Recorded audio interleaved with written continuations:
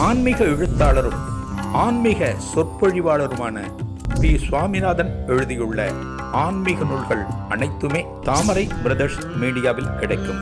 மகாபிரிவா தொகுதிகள் தமிழிலும், மகாபிரிவா தொகுதிகள் ஆங்கிலத்திலும் இவர் எழுதியுள்ள நூல்கள் பல்லாயிரக்கணக்கான வாசகர்களிடையே பெரும் வரவேற்பை பெற்றது.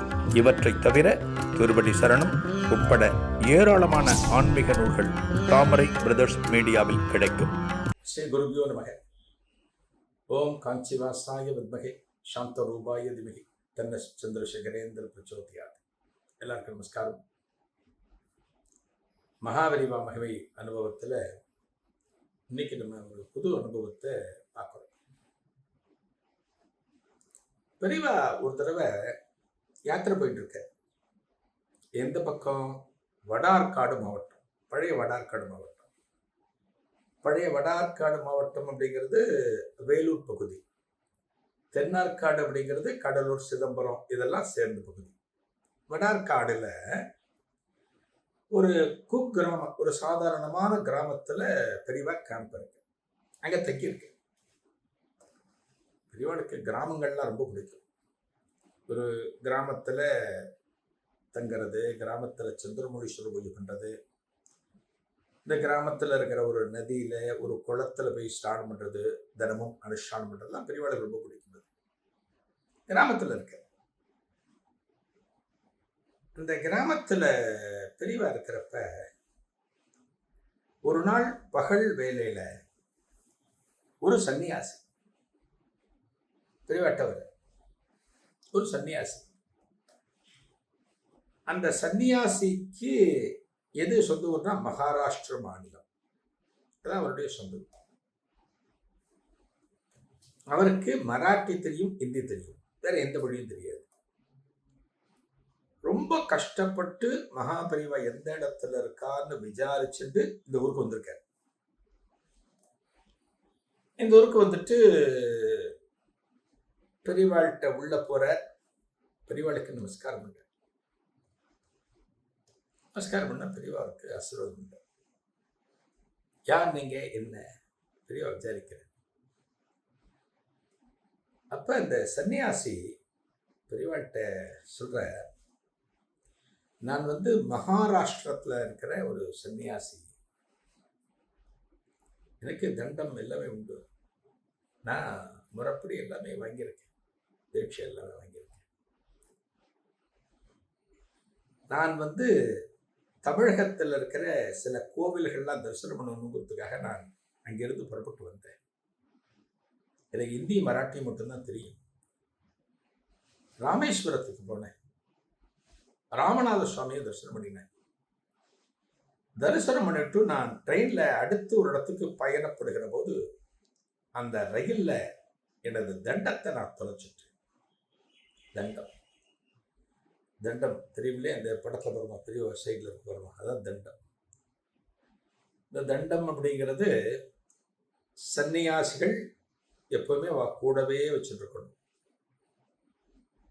எப்படி நம்மெல்லாம் ஃபோனை கூடவே வச்சுட்டு இருக்கும், பதில் செல்ஃபோனை கூடவே வச்சுட்டு இருக்கோம். ஃபோன் இல்லாமல் நம்மெல்லாம் எங்கேயுமே போக முடியாது. ஃபோன் இல்லாமல் ஒரு அரை மணி நேரம் நம்மளால் இருக்க முடியாது. இன்னைக்கு நமக்கு அதுதான் தண்டம். உண்மையிலே தண்டம் அது. உண்மையிலே தண்டம் தான். ஃபோனு உண்மையிலே தண்டம் அது. இந்த தண்டம்ங்கிறது வேஸ்ட்டு.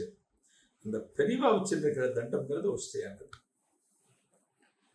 அந்த தண்டத்தை ட்ரெயின்ல நான் தொலைச்சிட்டேன். ஒரு தண்டம் இல்லாமல் ஒரு சன்னியாசி இருக்கக்கூடாது, நாங்கெல்லாம் இருக்கக்கூடாது. நான் அந்த இதில் வந்திருக்கேன்.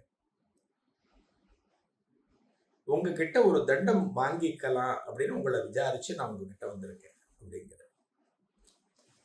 இந்த தண்டம் இப்போ நமக்கெல்லாம் ஏதான ஒரு பொருள் தொலைஞ்சு போச்சு அப்படின்னா நம்ம அடுத்து கடையில் போய் வாங்கிடுவோம்.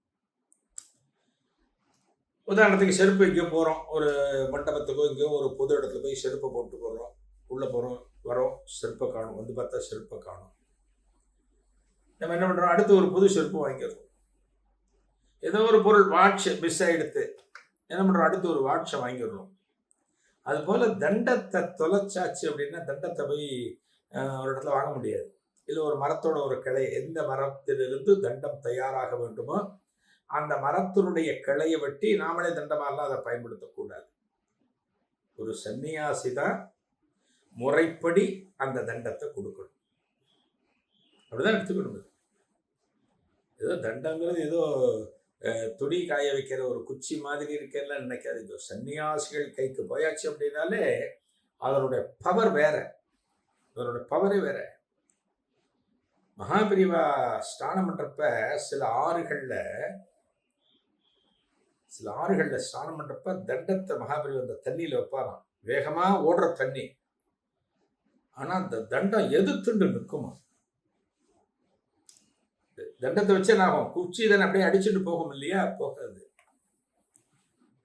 தண்டம் தண்ணியெல்லாம் எதிர்த்துண்டு அப்படியே நிற்குமா, பெரியவா கிட்டே நிற்குமா. அப்படின்னா அதனுடைய பவர் பாருங்க, அதனுடைய பவர் அவ்வளவு பவர். தண்டம்ங்கிறது ஒரு சன்னியாசி கூடவே இருக்குன்னா என்ன சாதாரணமா அது. இப்போ கோயிலுக்கு போகிறோம், மயிலாப்பூர் போகிறோம்னு கற்பகாம்படி தரிசனம் பண்ணுறோம். அம்பாள் சரசிலேருந்து ஒரு முழம் மல்லியே நமக்கு ஒரு பிரசாதமாக அங்கே இருக்கிற ஒரு அர்ச்சகர் நமக்கு கொடுக்குறார். அதை வாங்கி கண்ணில் திண்டு பிரசாதமாக நம்ம ஆற்றுக்கு கொண்டு வந்து எவ்வளோ பேற்ற கொடுக்குறோம். நான் கபாலீஸ்வரர் கோயிலுக்கு போனேன், கற்பகாம்பாள் சரஸ்லேருந்து கொடுத்தார். அதே ஒரு முழம் பூ வெளியில் வைக்கிறார். அந்த பூக்கு இருக்கிற மதிப்பு இதுக்கு கிடையாது. இது அதை விட ஒஸ்தி. இது ஒரு கடையில் வைக்கிற பூ வேற, ஒரு அம்பாளுடைய சிரசிலிருந்து நமக்கு பிரசாதமாக வருகிற பூங்கிறது வேற. என்ன பண்றா பெரியவாட்ட சொல்ற, தண்டம் இல்லாமல் இருக்கக்கூடாது, இந்த தண்டம் முறைப்படி உங்கள்கிட்ட ஒன்று வாங்கிக்கலாம் அப்படிங்கிறதுக்கு தான் வந்திருக்கேன்னு சொன்ன உடனே பெரியவா அவருக்கு எல்லா ஏற்பாடுகளும், அவர் தங்கறதுக்கு, அவருக்கு அண்ணா ஆகாரம் அவர் என்ன பண்ணுவாரோ அதெல்லாம் பண்றதுக்கு பெரியவா ஏற்பாடு பண்ணி அவருக்கான ஒரு தண்டத்தை தயார் பண்ண சொல்றாரு. மடத்துல இருக்கும், தண்டம்லாம் மடத்துல இருக்கும். அதை முறைப்படி சில ட்ரீட்மெண்ட்லாம் பண்ணுவோம். ஒரு வேத முறைப்படி என்னென்ன சொல்லியிருக்கோ அதெல்லாம் பண்ணணும். பண்ணி அந்த தண்டத்தை அவருக்கு கொடுக்கணும், பெரியவா கொடுக்கணும். அதற்கான ஏற்பாடுகளை மடத்தில் இருக்கிற சில பண்டிதர்கள்லாம் பண்றாங்க. இதன் தொடர்ச்சி என்ன அடுத்த நிகழ்வில் காணலாம். நன்றி, வணக்கம். ஆன்மீக எழுத்தாளரும் ஆன்மீக சொற்பொழிவாளருமான பி. சுவாமிநாதன் எழுதியுள்ள ஆன்மீக நூல்கள் அனைத்துமே தாமரை பிரதர்ஸ் மீடியாவில் கிடைக்கும்.